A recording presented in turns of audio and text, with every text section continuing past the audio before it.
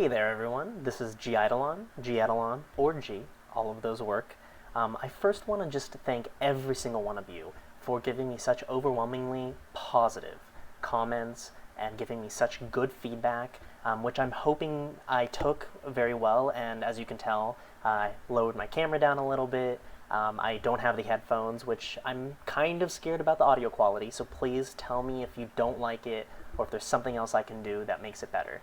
So that's first and foremost. And second, I got my new glasses, so I figured why not showcase them here. I'm pretty excited about that. So I kind of like them. I mean, I'm getting used to them. And now, last but not least, I figured why not just jump into the episode and talk about asexuality. What I did do was I did figure out a kind of cool little acronym for this blog, kind of accidentally. I'm calling it Not Everyone Wants Sex, or Not Everybody Wants Sex, or N.E.W.S. And I'm going to be doing episodes on N.E.W.S, hopefully every week, or just kind of, we're going to go see how it goes. Now, to really just go right down into it, I wanted to start talking about what asexuality is. In my first video, I talked about what asexuality is and what it means to me, and a little bit about kind of everything in asexuality. Now there's so much more that needs to be discussed. So I wanted to get a good overview and discuss kind of everything that asexuality is and what it means and just how it's kind of fluid, how it's a very fluid definition. So the first thing I wanted to talk about was how there are romantic asexuals and there's aromantic asexuals. Now, with romantic asexuals, I did briefly talk about this. They are people who really do want to have a relationship.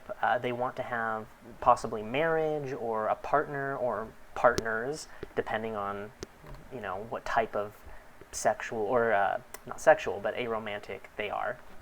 I screwed that up, but whatever. We'll just keep on going with it. What type of romantic they are.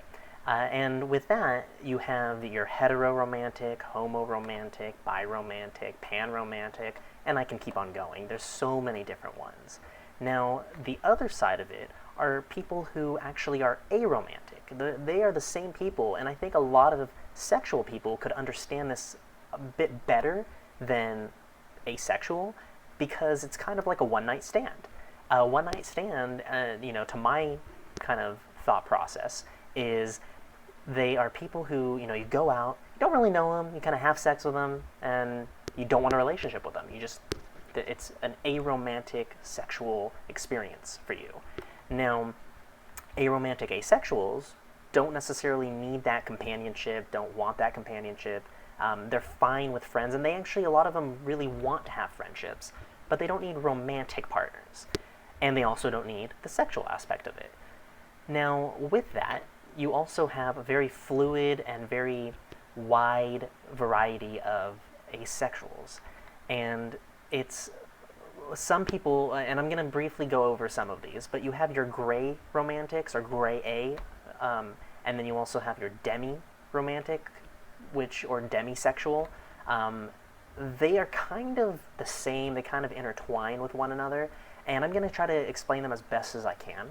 So with a gray asexual or a demisexual, they are essentially people who, they know they're asexual right now, or they feel they're asexual right now. And because of the fluidity of asexual and sexual people, they, for instance, one example would be possibly me. I might be demisexual. I might be gray A. And what that is I don't have any sexual attractions towards anyone. But let's say I fall in love with some female because I'm heteroromantic, and we're going out for 5 years, just to pick up a random number, not necessarily 5, but just a random number, 5 years, and I keep falling more and more in love with this person. Well, gray A's, or demisexuals, they can develop sexual feelings for that person and that person alone. And it's very important to understand that, because sexual people typically have sexual urges for other people, or they might have, a particular person that they derive that sexual pleasure from, but they have sexual tendencies. They have attractions that they find and go, oh, I like this type of person. I think that's very sexy. Whereas a gray A or a demisexual is more of, well, I don't find this thing sexy, but I find this person who I've been in a romantic relationship for years and I've just fallen deeply in love with. I find that person sexual. So there is a fluidity of asexuality where right now I don't want any kind of sexual relations with anyone because I don't need it. At the same time, I may develop, and I don't deny the fact that I may develop those feelings for someone. Now, going further into that, you have the fluidity of asexuality, which basically means that you have asexuals who are maybe asexual for life, or they were sexual and then became asexual, or the other way around, where you have people who are asexual and then become sexual. And it's just something that happens, and that's kind of the beauty of asexuality and of sexuality in general. It's fluid. It doesn't mean that you're asexual now, you're always going to be asexual. Or the beauty is you're going to maintain your asexuality throughout your life. And that's kind of what's just amazing about this, and what I really what I want people to understand. Now, going further, you have what I like to describe or kind of distinguish is sexuality and I guess masturbation. Now, there's a huge difference between those. With some asexuals, they masturbate every single day. This is something that they love to do, that they always think about, that they always want to do. And there's a lot of asexuals who are dominatrix or into the S&M. I personally am not, but there's some who are very much into that. Now, with that being said, when it comes to masturbation, it's not necessarily a sexual act, and it's not necessarily something that, for instance, when certain asexuals masturbate, and I would say a majority of them, from what I've talked to, and I don't want to say all, I always hesitate to use the word all, but a majority of them seem to, when they are masturbating, they don't have a particular person or people that they're thinking about. They're thinking about the idea or the kind of theme or environment or the specific fetish or fantasy that they enjoy. And it's completely different than an actual sexual feeling, I would say, because when I talk to people who are sexual and we talk about masturbation, they talk about how they think of something that they enjoy, like foot fetish, for instance. However, the difference being is they particularly think about the foot fetish and a particular person or people, and they picture that face, and they picture who that person is. With asexuals, when they masturbate, for a lot of them, from what it seems, they don't particularly think of a person.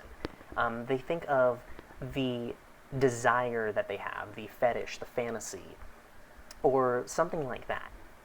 Now, with that being said, you also have kind of an anti-sexuals who they are asexual, but it also repulses them. It's something they don't even want to talk about. They don't even want to think about.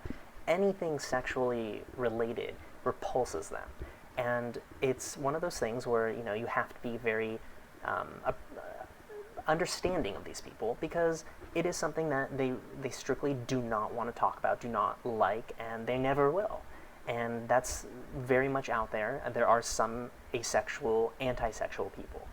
And with that being said, I think that kind of does it in terms of all of the definitions and the kind of the idea of what asexuality is. I really want to discuss many other things, especially kind of the, I guess, arguments that people have proposed to me that they think that I'm not asexual. And I kind of want to go through them one by one and kind of discuss why they aren't very good arguments. There are some that can very well be valid, but I do want to make sure that we go through all of them and have an understanding of what each and every one of those are. So thank you guys very much for watching. I really appreciate it. If you have anything, any feedback, any comments, anything that you thought I might have missed, please comment or just message me directly. You can Twitch message me. You can Twitter message me. You can YouTube message me. Go on the comments. Follow me right down there on Twitter, and subscribe, please. I would really appreciate that. And let's get the word out. Let's discuss asexuality. Let's have a forum on asexuality. So I really, really appreciate it. Thank you again for watching. I'm excited to kind of start and prep for episode 2 of N.E.W.S, or Not Everyone Wants Sex. And I will hope to see you guys soon. Have a good one.